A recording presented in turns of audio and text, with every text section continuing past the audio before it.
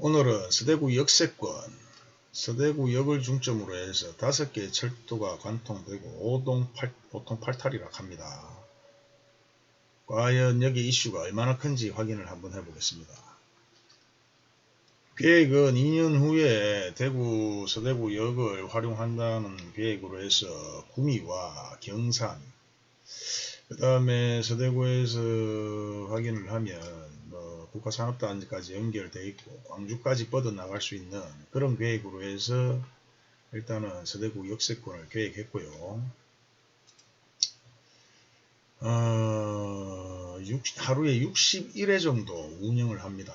그리고 2023년 말에 개통할 예정으로 지금 진행을 하고 있고, 구간 자체는 34km 정도 구간으로 해서 서대구에서 국가산업단지까지 뻗어나갈 수 있고 69회 정도 운행을 할 계획이고요.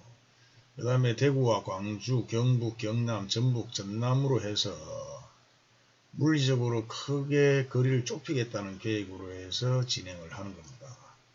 그리고 여기에 들어가는 비용은 국책사업 일부와 그 다음에 민간 자본하고 같이 합작을 해서 민간 31%, 국비 약 69%, 70% 해서 14조 5천억 가까이 투자를 하는 것으로 계획을 잡아놨습니다.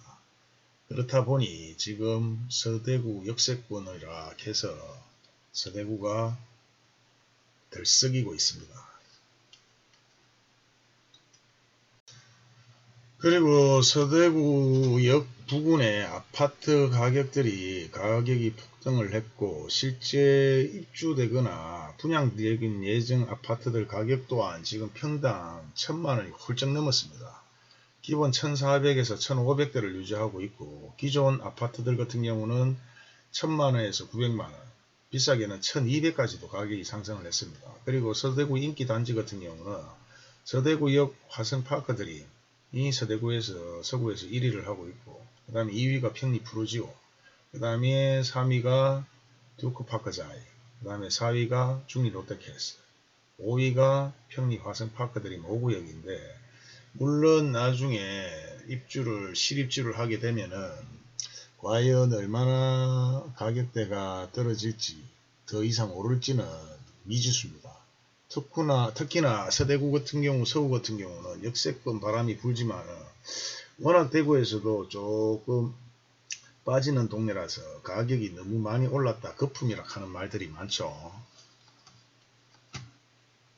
서대구 파크드림 같은 경우는 사실상 평당가는 1400만원이고 평형은 24평부터 있습니다. 그리고 기본 평당 가격은 1400만원이고 36평 같은 경우는 현재 5억 3천 금액입니다. 5억 3천 건이고, 그 다음에 제일 작은 평수로 24평 같은 경우는 3억 3천. 그리고 우리가 알고 있는 서구 같은 경우 지금 예전 가격을 비교하면 너무나 많이 뛰었는데, 일단 평리동에서도 1위고 서구에서도 인기단지로는 1위입니다. 초등학교, 중학교, 고등학교 역세 학구는 크게 볼 거는 없겠지만 그래도 서구 역세권이라 하는 새로운 이슈 때문에 그만큼 가격이 올랐다고 생각을 하고요. 그리고 여기 지금 뜻다방들이 너무 많이 들어가 있어요. 이제 그게 가장 큰 문제인데, 2위 같은 경우는 평리 푸르지오죠. 푸르지오고 첫 입주 때도 분양 때도 미분양이 좀 됐었고 실제 한 19년 정도 되는 아파트입니다. 세대수는 1800세대고 이제 그렇다고 여기 상권이 엄청 잘 돼 있거나 그래 있지는 않습니다. 주변에 대부분 재건축 재개발 때문에 가격대가 많이 올랐고, 여기도 평균 지금 평당 시세가 1200만원입니다. 여러분 평형대는 26평대가 제일 작은 평수고요. 그 다음에 34평 그 위로 쭉 있는데, 여기 동향을 한번 보면 최근 5년 사이에 가격대가 꾸준히 상승을 하다 한번 내렸어요. 내렸다가 다시 오르는 분위기가 반전됐습니다. 제일 작은 평수가 26평, 그 다음에 제일 큰 평수가 43평, 대부분 중간 평수가 대부분 45평까지 나오고 적은 평수가 20평에서 26평까지 나옵니다. 그리고 43평 같은 경우는 현재 5억 6억대까지 올라갔죠. 5억대까지 6억에서 올라갔고 26평 같은 경우도 지금 적은 금액이 아닙니다. 3억대 정도의 금액이고 평리동에서 2위고 서구에서도 2위지만은 그렇다고 큰 상권이 있지는 않은데 과연 모르겠습니다. 일단 서대구가 역세권이 들어오고 나면은 기존에 있던 아파트들이 가격대가 올랐지만 실입주가 얼마나 될지. 3위가 지금 두커파이 자이라고 해서 두리공원하고 네거리 쪽에 오래 있습니다. 있는데 지금 세대수는 1300세대인데 일단은 분양 예정이 미정입니다. 예정되어 있는 게 정확한 날짜가 지금 나와 있지 않고 서구에서는 3위고 예당동에서는 현재 인기 순위로는 1위입니다. 뭐 때문에 인기 순위가 이런지 모르겠는데 이 일대가 대부분 다 저건축 재개발입니다. 그리고 가장 비싼 금액이 지금 1700만원이죠. 평당. 투커파이를 빼고 이걸 한번 확인을 해보면 내당 시형에 지금 뭐 말이 좀 많았던 아파트였는데 세대수는 470대에 오래된 아파트입니다. 오래된 아파트인데 지금 평당 가격이 1700만원까지 올라갔어요. 실제 이제 재건축 아파트죠. 동향을 보면 기존에 뭐 3천, 4천 하던 아파트들이 지금 5년 사이에 급상승을 했습니다. 급상승을 하고 그래도 조금 이루어지긴 이루어졌고요. 일단 분양 시기는 미정이고 시공사는 서입니다. 서이고 주택조합에서 하는 거고 시행사 자체가요. 그 다음 세대수는 약 1300세대. 내당동 1위, 서구 3위. 위치는 나쁘지는 않습니다. 나쁘지는 않고 이쪽에 위치하고 있는데 이 일대도 입주 예정인 게 평당 1400인데 과연 역세권하고도 뭐 거리는 조금 있지만은 어떻게 진행될지 한번 지켜볼 필요가 있는 재건축 아파트입니다. 그리고 지금 현재 이편한 두류역의 이편한 세상인데 여기 같은 경우는 사실상 보면은 서구에서는 7이고 내당동에서는 3이죠. 내당동 3인데 조정 대상 지역으로 묶여져 있고 평형수 자체가 지금 보면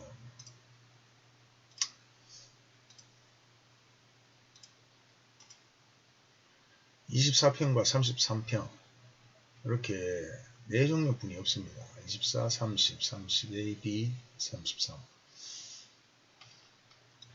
2022년 6월 입주 계획이 있고 세대수는 900세대입니다. 그리고 저번에 말씀드렸다시피 이 대구 자체 경기가 제가 봤을 때 한 1년에서 2년 캤는데 2년까지는 무난하다고 봤을 때 2022년 대부분 뭐 입주 시기와 재건축, 재개발 부분들이 마무리가 많이 될 것 같아요. 그리고 보통 아파트들 가격대가 여기는 900에서 1000만원인데 지금 많이 올랐는 게 상위 매신 같은 경우는 평당 1600까지 올랐어요. 올랐는데 부지 자체가 적지도 않지만 크지도 않은데 거품의 일부분이 아닐까라도 좀 생각을 하고 있고요. 지금 내당 같은 경우는 상대적으로 부지가 큰 아파트들이 많습니다. 특히나 평리 프로지오는 엄청 큰 편이죠. 그리고 요번에 대규모로 하는 입주를 하는 분양을 하는 아파트들 예정지들 보면은 부지가 엄청나게 큽니다. 하승파크드림도 마찬가지고 여기 보이는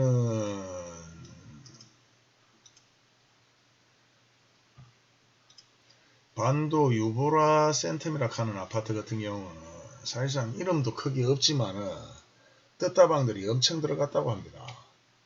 물론 뭐 듣는 얘기로 그런 부분인데 부지 자체도 크죠. 그게 마찬가지. 여기도 플리트테아 뒤에 아파트 마찬가지. 스한 이 다음 더 퍼스트 아파트 같은 경우도 평당가가 1400 대부분 다 1400입니다. 영무예담 같은 경우도 사실상 보면 부지가 작지는 않은데 처음 들어보는 뭐 유명한 아파트는 아닌데 평당 가격이 1,400만원인데 대부분 동대구 역세권 때문에 그렇지 않을까라는 얘기를 합니다. 이 서울 같은 경우는 이게 수성구하고 좀 틀리게 실입주가 됐을 때 과연 얼마나 많이 입주를 하느냐, 실입주자들이 있을 것이냐, 이 거품이 빠지면 어떻게 될 것이냐 걱정을 하는 분들이 많아요. 왜 그런가 하면 수성구는 수성구 자체에 여유가 있고 재력이 있는 분들이 사실상 학군 때문에 들어가서 사는데 지금 물론 역세권이 만들어지면은 또 어떻게 될지는 몰라도 동대구역 역세권이 만들어진다 하더라도 만들어졌을 때도 보면 큰 대기업이 들어오지 않는 이상은 동대구 역세권이라 해서도 크게 낙후된 동네들이 뒤쪽에 엄청 많죠. 상업지역도 돼 있지만은 그런 거를 봤을 때는 과연 생각을 좀 많이 하게 만드는 동네입니다. 대표적으로 사례를 하나 보여드리면 평리 롯데캐슬입니다. 평리 롯데캐슬 같은 경우도 부지가 작은 편은 아니죠. 그리고 평수 또한 골고루 다양하게 평수가 들어가 있고 마찬가지 서구청 위주로 해서 상권이 여기 활발하게 그나마 제일 활발하게 발달되어 있고 뒤쪽과 앞쪽을 보면은 주택단지나 재건축 재개발 여파가 많은데도 불구하고 현재 1100만원입니다. 그리고 평수를 보게 되면 실제 평수도 21평부터 해서 다양하게 있습니다. 21평 가격이 2억 6천, 그리고 가장 큰 평수가 51평 4억 5천입니다. 여기서 말하고 싶은 거는 무엇인가 하면 여기 아파트가 2009년 12월 입주를 했고 그래도 롯데캐슬에서 지었는 메이커가 있다고 생각하는 아파트인데도 실제 지금 어떤 이런 평당 1,400만원짜리 신축 아파트라 해도 사실상 여기에 들어가서 살 사람과 1,100만원에 다양한 평수가 있고 상권이 이렇게 형성이 되어 있는 대도로변의 아파트와 비교를 한번 해볼 필요가 있다는 거죠. 우리 지적도를 보면은 현재 동대구 역세권으로 들어올 자리는 자연녹지 자리고 좌우측에 중공업지입니다. 실제 오래된 공업지역들로 이루어져서 공기가 많이 안 좋은 편이고 요 도로변도 상권이 거의 대부분 없습니다. 상업용지로 되어 있고 공장용지로 되어 있고 해도 여기는 광장용지고 요 일대가 상업용지로 다 끝나는데 상권이 형성이 안 되면 아파트만 가지고 과연 상권이 형성되겠느냐 얘기도 나오고 그 다음에 대단지 아파트들이 실입주를 그만큼 하게 되면 좀 낫지 않겠느냐 그런 얘기도 하는데 일단 서구는 대부분 많이 지켜보고 있는 편입니다. 그래서 사실상 약간 거품이라고 생각될 때 파는 분들도 있고 아니면 그래도 내가 평생 서구에서 살았으니까 뭐 어차피 살면서 더 나아진다고 하니까 좀 지켜보면서 있자고 하는 분들이 많은데 1,400만원 솔직히 조금 너무했죠. 서구 쪽에 땅값도 사실상 상대적으로 많이 약했던 곳이었는데 이것도 무시할 수는 없는 게 반야울 혁신도시를 보면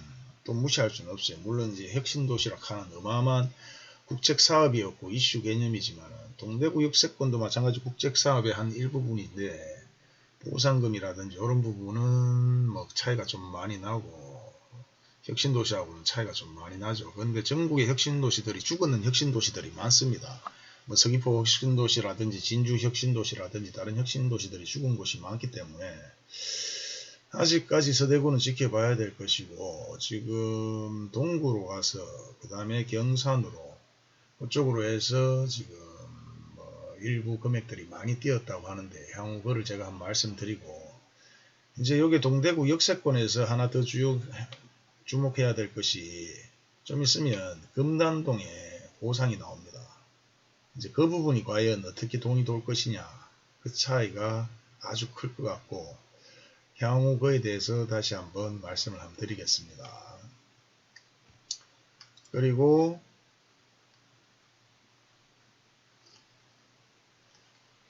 일단은 동대구 역세권 자체가 여기저기 많이 뻗어간다 하는 자체가 일단 메리트가 있습니다.